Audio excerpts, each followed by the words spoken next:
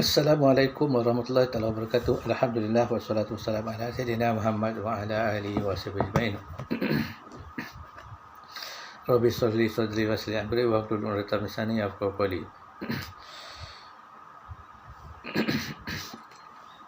Subhanaka la ilma lana illa ma 'allamtana innaka antal alimul hakim. Pertama-tama kali marilah kita bersyukur kehadrat Allah Subhanahu Wa Taala kerana dengan limpah kurnianya maka kita masih lagi hidup dalam lingkungan iman Islam dan ihsan. Dan jangan lupa kita sentiasa bertaubat kepada Allah Ta'ala akan segala dosa kita yang telah kita lakukan, sama ada secara kita sedar ataupun tidak. Pada video-video saya yang lalu, saya telah menjelaskan secara ringkas tentang hakikat Allah Ta'ala, iaitu hakikat zat, sifat, asma' dan af'al.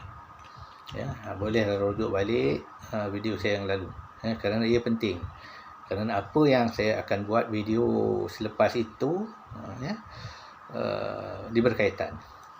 Baik. Pada kali ini saya ingin menjelaskan tentang satu perkara yang penting, iaitu apakah kita boleh melihat zat Allah Ta'ala. Baik. Untuk menjawab soalan ini, kita wajib tahu dulu apakah alat untuk kita yang disebut melihat zat Allah Ta'ala ataupun ru'yah. Pada umumnya alat untuk kita melihat, ada dua, iaitu dengan mata kepala dan mata hati.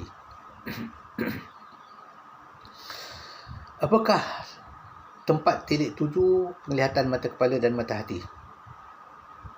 Baik. Penglihatan mata kepala, tempat tilik tujunya ialah jirim, jisim dan arad, ataupun barang yang bertongkol. Apabila disebut jirim, jisim dan arad, itu adalah alam sekeliling. Mata kepala hanya boleh melihat secara tabi'inya barang yang berbentuk, bertongkol. Tetapi penglihatan mata hati, dia tidak begitu. Dia boleh melihat yang tidak berjirim, berjisim, arad, ataupun yang tidak bertongkol. Itu penglihatan mata hati. Maka kita ketahui bahawa zat Allah Ta'ala itu bukan jirim, bukan jisim, bukan benda. Maka mata kepala tidak boleh melihat hakikat zat Allah Ta'ala yang bukan jirim, bukan jisim, bukan benda. Tidak boleh. Tetapi mata hati boleh melihat. Dia boleh melihat bukan jirim, bukan jisim, bukan benda. Tetapi jika ada orang yang berkata ia melihat zat Allah Ta'ala tetapi dengan berbentuk, dia kata dia melihat zat Allah Ta'ala itu terbayang bentuknya, ini dah salah. Kerana mata hatinya itu terpengaruh dengan tempat tilik tuju mata kepala. Maka terbayang di dalam mata hatinya zat Allah Ta'ala itu berbentuk, bertongkol. Jadi ini kena faham baik-baik. Jadi mata hati itu dia melihat zat Allah Ta'ala tanpa bentuk, tanpa bertongkol. Hakikatnya kita tak tahu. Tetapi melihatan mata kepala ini boleh melihat zat Allah Ta'ala dengan syarat. Ia melihat dengan penglihatan mata hati. Mata kepala boleh melihat zat Allah Ta'ala dengan penglihatan mata hati. Dengan kata lain, dibutakan penglihatan mata kepala, diganti dengan penglihatan mata hati ke mata kepala. Begitu. Inilah yang berlaku kepada Nabi Muhammad ketika Mi'raj. Yang diperkatakan oleh setengah ulama, termasuk Syekh Abdul Qadir Jalani. Dan diakui oleh sebilangan sahabat seperti Ibnu Abbas bahawa Nabi melihat Allah Ta'ala, zat Allah Ta'ala dengan mata kepalanya. Tetapi dibutakan penglihatan mata kepala, digantikan dengan penglihatan mata hati ke mata kepala. Maka Nabi melihat dengan penglihatan dengan mata kepala, dengan penglihatan mata hati, zat Allah Ta'ala itu bukan jirim, bukan jisim, bukan benda. Tetapi apabila Nabi Muhammad kembali ke dunia, dikembalikan semula penglihatan mata kepala, penglihatan tabi'i mata kepala itu kepada biji mata. Maka Nabi tidak boleh nak memperkatakan bagaimana Allah Ta'ala itu. Kelu lidah, hilang fikiran untuk menyatakan. Ini kena faham baik-baik. Baik. Boleh tak kita mata kepala ini melihat zat Allah Ta'ala di akhirat? Jawapannya boleh. Kerana dalam Quran telah berkata kebahagiaan paling besar orang-orang mukmin itu iaitu melihat zat Allah Ta'ala, melihat Allah Ta'ala di dalam syurga. Jadi artinya mata kepala inilah yang melihat zat Allah Ta'ala. Kerana apa?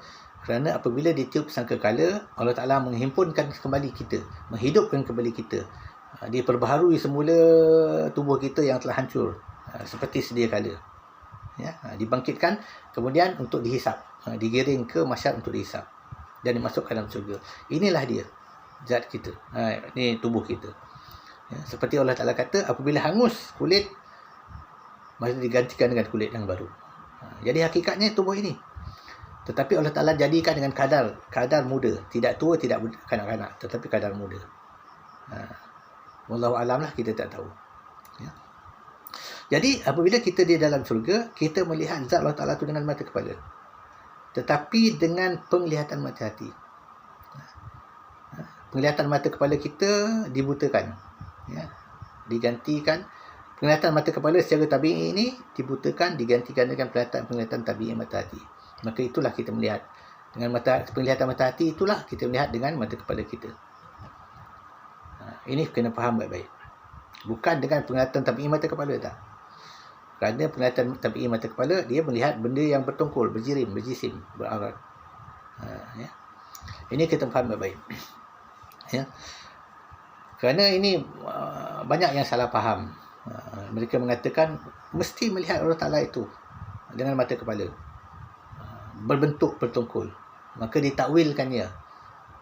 Kita melihat Allah Ta'ala itu dengan sifat Allah Ta'ala yang dinyatakan. Sifat itu Muhammad. Kita melihat Allah Ta'ala besok di akhirat itu melihat Muhammad. Itulah Allah Ta'ala. Ini ajaran yang sesat lagi menyesatkan. Kerana selain daripada Allah Ta'ala itu adalah makhluk ciptaannya. Maka kesimpulannya hendaklah kita faham baik-baik. Kita melihat Allah Ta'ala di atas dunia dengan tabi'i mata kepala. Penglihatan tabi'i mata kepala tidak boleh. Kecuali dibutakan penglihatan mata kepala, diganti dengan penglihatan mata hati. Mata hati itu melihat zat Allah Ta'ala itu yang bukan jirim, bukan jisim, bukan benda. Seperti yang berlaku pada Nabi Muhammad waktu Mi'raj. Dan kita melihat zat Allah Ta'ala itu di akhirat, di dalam syurga dengan penglihatan mata kepala. Tetapi dibutakan, diganti dengan penglihatan mata hati. Jadi penglihatan tabi'i mata kepala itu adalah penglihatan mata hati. Dinaikkan kepada mata kepala. Ini kena faham baik-baik. Bagaimana kita melihat Allah Ta'ala di dalam syurga dengan penglihatan mata kepala? Wallahu alam. Kita tidak tahu. Di atas dunia ini kita tidak tahu. Kerana Allah Ta'ala itu bukan jirim, bukan jisim, bukan benda. Apabila kita masuk dalam syurga, kita melihat, maka di situlah kita akan mengetahui. Jadi ini hendaklah difaham baik-baik. Supaya kita tidak tersesat dan kita tidak menyeleweng daripada akidah Ahlus Sunnah wal Jamaah. Sekian dulu, bila taufiq wal hidayah. Assalamualaikum warahmatullahi wabarakatuh.